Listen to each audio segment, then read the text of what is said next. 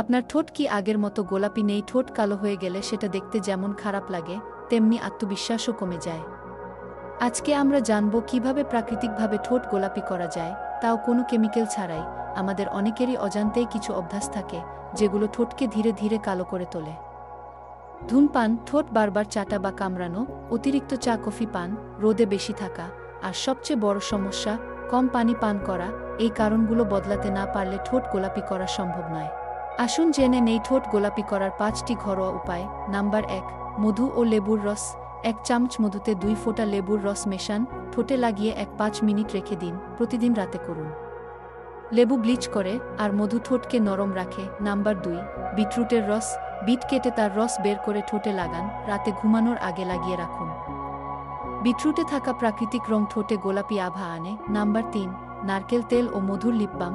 1 চামচ নারকেল তেল ও 1 চামচ মধু, এটা ঠোঁট ময়েশ্চারাইজ রাখে এবং কালো হওয়া রোধ করে। নাম্বার 4, চিনি আর মধুর স্ক্রাব। সপ্তাহে 2 দিন 1 চামচ চিনি ও আধা চামচ মধু দিয়ে ঠোঁট স্ক্রাব করুন, এতে মরা কোষ উঠে যাবে, ঠোঁট হবে মসৃণ। নাম্বার 5, পানি পান ও সান প্রোটেকশন। প্রতিদিন অন্তত 8 গ্লাস পানি পান করুন, আর রোদে বের হলে সানস্ক্রিন লিপ বাম লাগান। এই টিপসগুলো আমি নিজেও চেষ্টা করেছি এবং অনেকের মধ্যেও কাজ করেছে।